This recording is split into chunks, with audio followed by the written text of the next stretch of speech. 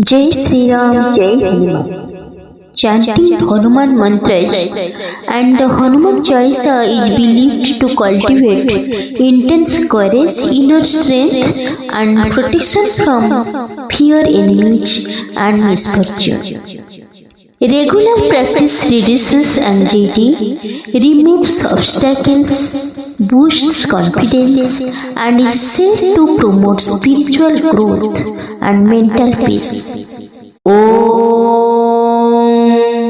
आंजनेयाय विद्महे वायुपुत्राय धीमहि तन्नो हनुमान प्रचोदयात्।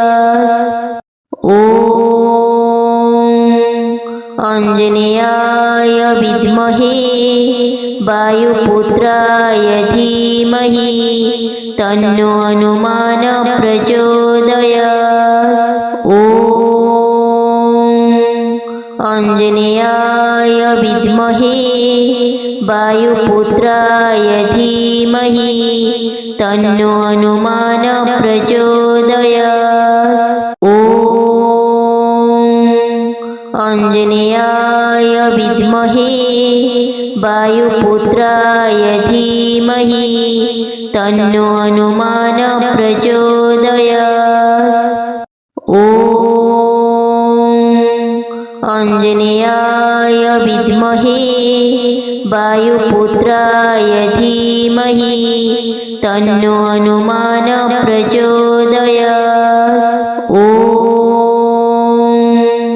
आंजनेयाय विद्महे वायुपुत्राय धीमहि तन्नो हनुमान प्रचोदयात्।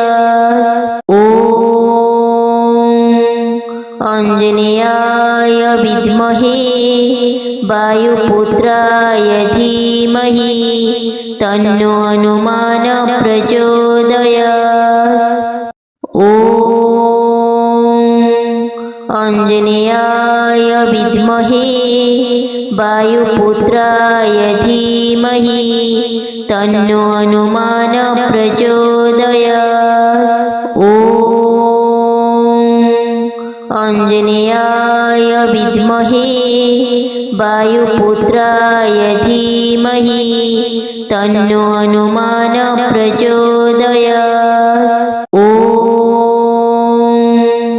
आंजनेयाय विद्महे वायुपुत्राय धीमहि तन्नो हनुमान प्रचोदयात्।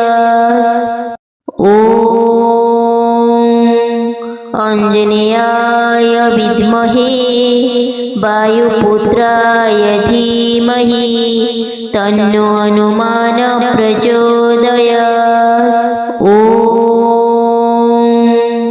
आंजनेयाय विद्महे वायुपुत्राय धीमहि तन्नो हनुमान प्रचोदयात्। आंजनेयाय विद्महे वायुपुत्राय धीमहि तन्नो हनुमान प्रचोदयात्। आंजनेयाय विद्महे वायुपुत्राय धीमहि तन्नो हनुमान प्रचोदयात्।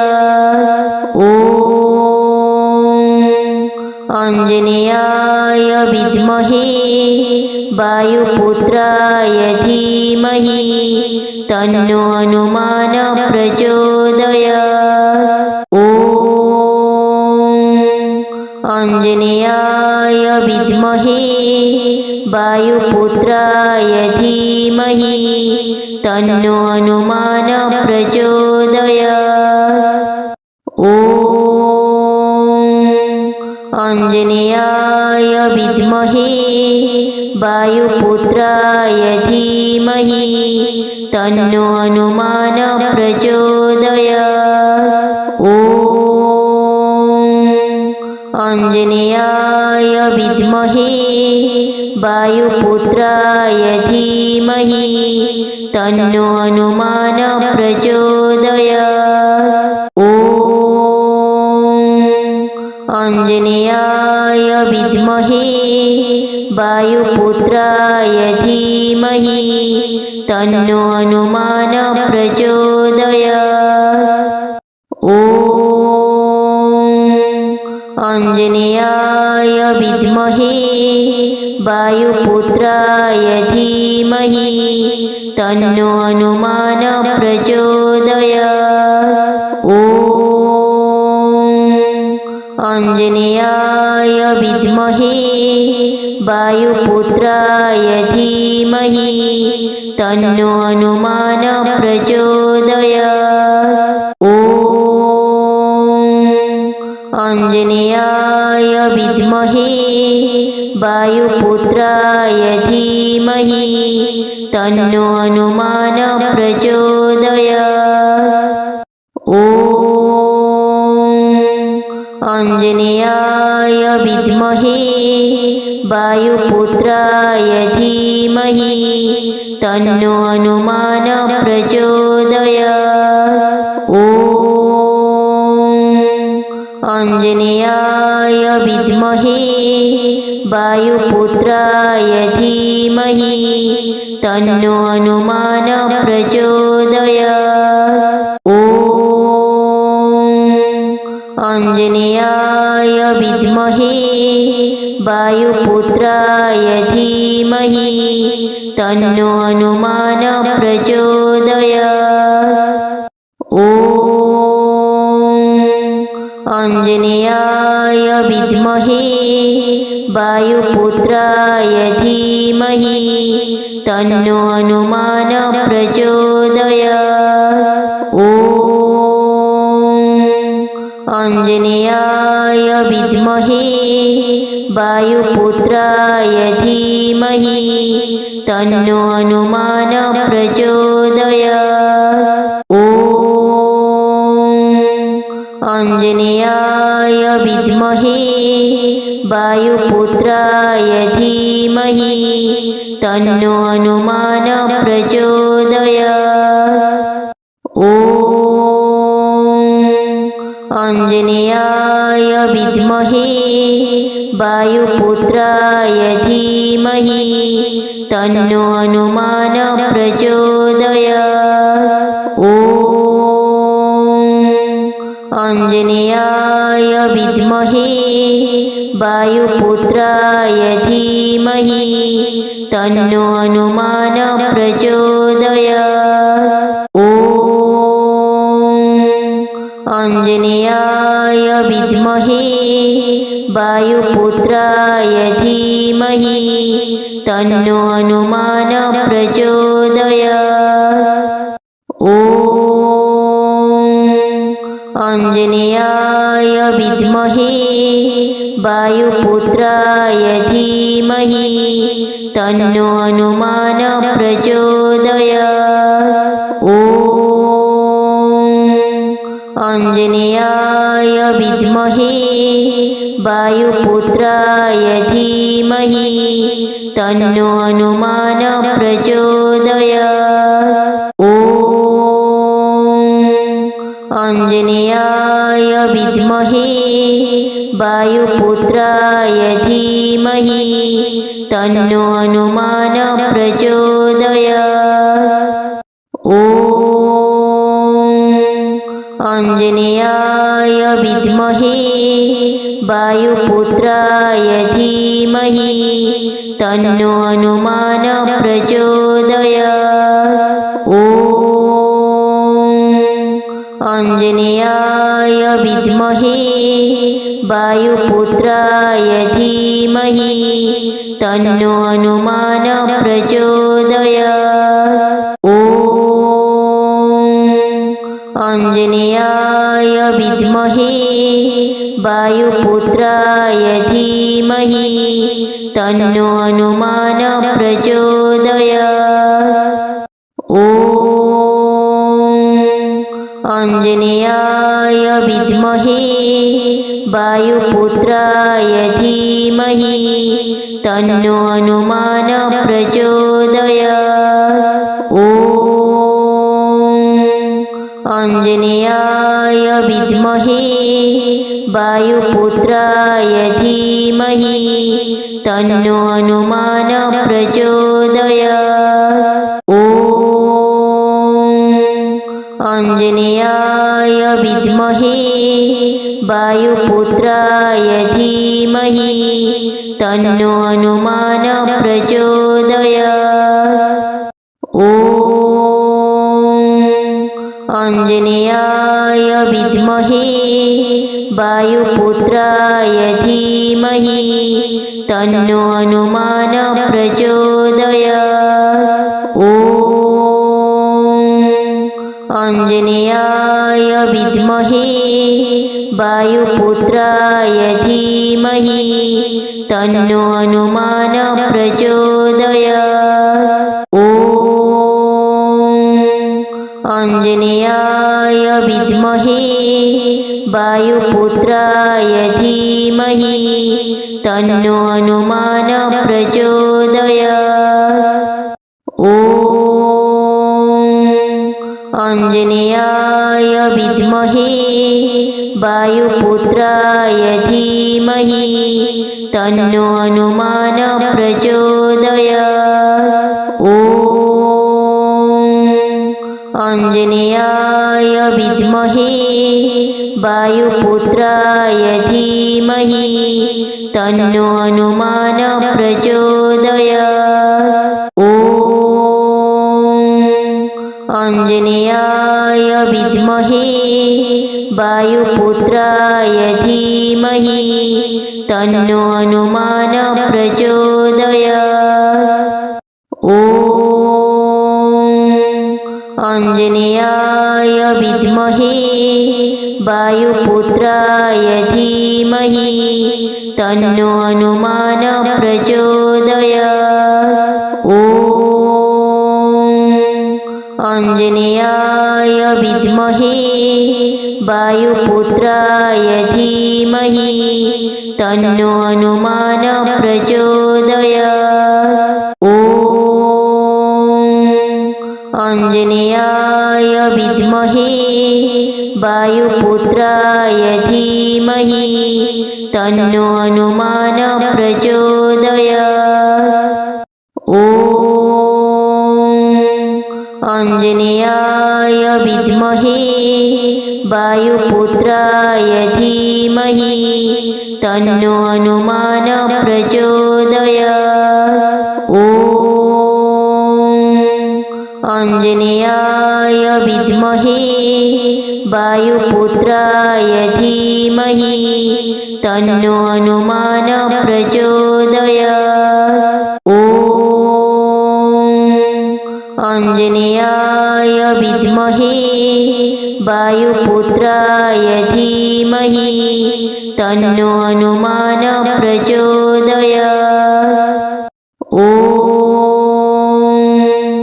आञ्जनेयाय विद्महे वायुपुत्राय धीमहि तन्नो हनुमान् प्रचोदयात्।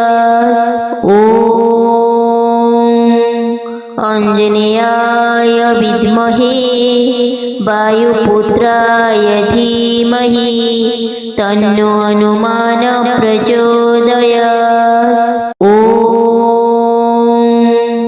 आञ्जनेयाय विद्महे वायुपुत्राय धीमहि तन्नो हनुमान् प्रचोदयात्। ॐ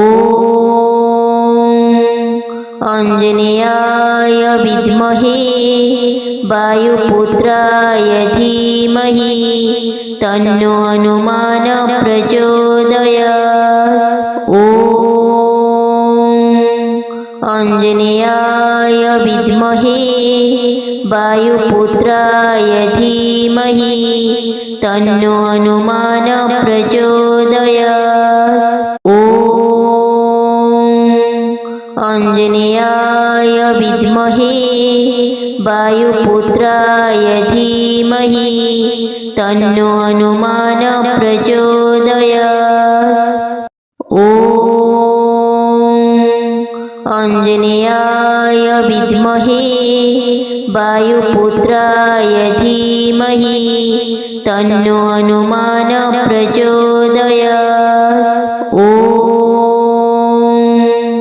आञ्जनेयाय विद्महे वायुपुत्राय धीमहि तन्नो हनुमान प्रचोदयात्। ॐ आञ्जनेयाय विद्महे वायुपुत्राय धीमहि तन्नो हनुमान प्रचोदयात्। ॐ आञ्जनेयाय विद्महे वायुपुत्राय धीमहि तन्नो हनुमान प्रचोदयात्। ॐ आञ्जनेयाय विद्महे वायुपुत्राय धीमहि तन्नो हनुमान प्रचोदयात्। ॐ आञ्जनेयाय विद्महे वायुपुत्राय धीमहि तन्नो हनुमान प्रचोदयात्। ॐ आञ्जनेयाय विद्महे वायुपुत्राय धीमहि तन्नो हनुमान प्रचोदयात्। ॐ आञ्जनेयाय विद्महे वायुपुत्राय धीमहि तन्नो हनुमान प्रचोदयात्। ॐ आञ्जनेयाय विद्महे वायुपुत्राय धीमहि तन्नो हनुमान प्रचोदयात्। ॐ आञ्जनेयाय विद्महे वायुपुत्राय धीमहि तन्नो हनुमान प्रचोदयात्। ॐ आञ्जनेयाय विद्महे वायुपुत्राय धीमहि तन्नो हनुमान प्रचोदयात्। ॐ आञ्जनेयाय विद्महे वायुपुत्राय धीमहि तन्नो हनुमान प्रचोदयात्। ॐ आञ्जनेयाय विद्महे वायुपुत्राय धीमहि तन्नो हनुमान प्रचोदयात्। ॐ आञ्जनेयाय विद्महे वायुपुत्राय धीमहि तन्नो हनुमान प्रचोदयात्। ॐ आञ्जनेयाय विद्महे वायुपुत्राय धीमहि तन्नो हनुमान प्रचोदयात्। ॐ आञ्जनेयाय विद्महे वायुपुत्राय धीमहि तन्नो हनुमान प्रचोदयात्। ॐ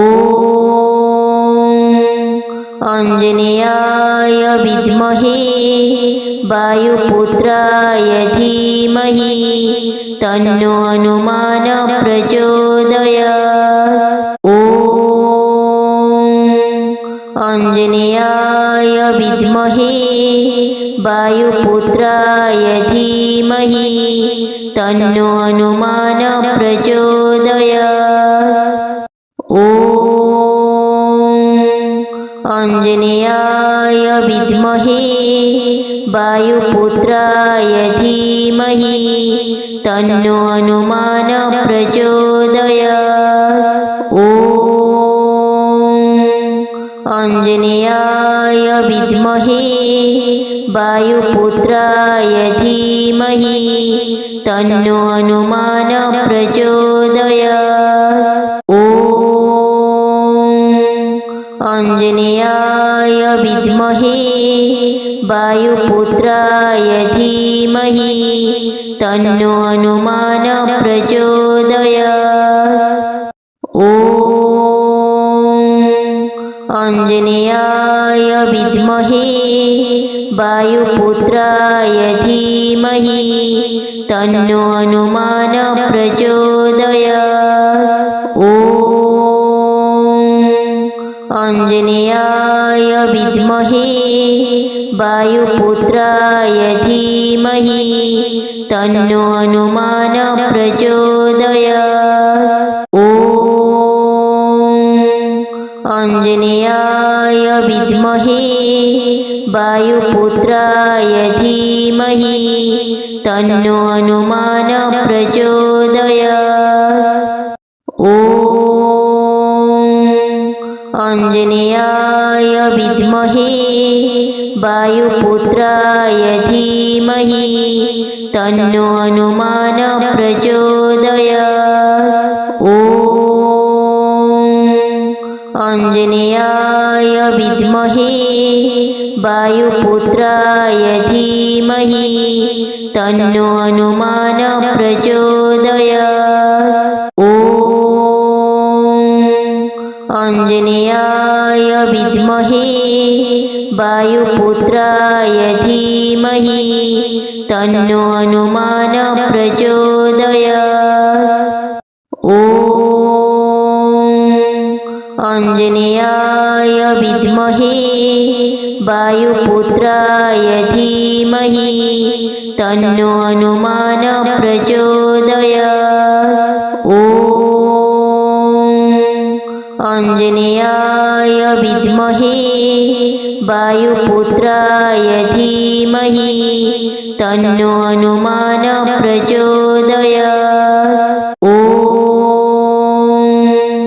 आञ्जनेयाय विद्महे वायुपुत्राय धीमहि तन्नो हनुमान् प्रचोदयात्। ॐ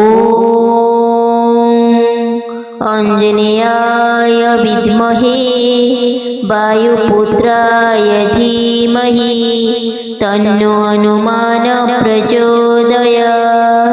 ॐ आञ्जनेयाय विद्महे वायुपुत्राय धीमहि तन्नो हनुमान् प्रचोदयात्। ॐ आञ्जनेयाय विद्महे वायुपुत्राय धीमहि तन्नो हनुमान् प्रचोदयात्। ॐ आञ्जनेयाय विद्महे वायुपुत्राय धीमहि तन्नो हनुमान् प्रचोदयात्। ॐ आञ्जनेयाय विद्महे वायुपुत्राय धीमहि तन्नो हनुमान् प्रचोदयात्। ॐ आञ्जनेयाय विद्महे वायुपुत्राय धीमहि तन्नो हनुमान् प्रचोदयात्। ॐ आञ्जनेयाय विद्महे वायुपुत्राय धीमहि तन्नो हनुमान् प्रचोदयात्। ॐ आञ्जनेयाय विद्महे वायुपुत्राय धीमहि तन्नो हनुमान् प्रचोदयात्। ॐ आञ्जनेयाय विद्महे वायुपुत्राय धीमहि तन्नो हनुमान् प्रचोदयात्। ॐ आञ्जनेयाय विद्महे वायुपुत्राय धीमहि तन्नो हनुमान् प्रचोदयात्। ॐ आञ्जनेयाय विद्महे वायुपुत्राय धीमहि तन्नो हनुमान् प्रचोदयात्। ॐ आञ्जनेयाय विद्महे वायुपुत्राय धीमहि तन्नो हनुमान प्रचोदयात्। ॐ आञ्जनेयाय विद्महे वायुपुत्राय धीमहि तन्नो हनुमान प्रचोदयात्। ॐ आञ्जनेयाय विद्महे वायुपुत्राय धीमहि तन्नो हनुमान प्रचोदयात्। ॐ आञ्जनेयाय विद्महे वायुपुत्राय धीमहि तन्नो हनुमान प्रचोदयात्। ॐ आञ्जनेयाय विद्महे वायुपुत्राय धीमहि तन्नो हनुमान प्रचोदयात्। ॐ आञ्जनेयाय विद्महे वायुपुत्राय धीमहि तन्नो हनुमान प्रचोदयात्। ॐ आञ्जनेयाय विद्महे वायुपुत्राय धीमहि तन्नो हनुमान प्रचोदयात्। ॐ आञ्जनेयाय विद्महे वायुपुत्राय धीमहि तन्नो हनुमान प्रचोदयात्। ॐ आञ्जनेयाय विद्महे वायुपुत्राय धीमहि तन्नो हनुमान प्रचोदयात्।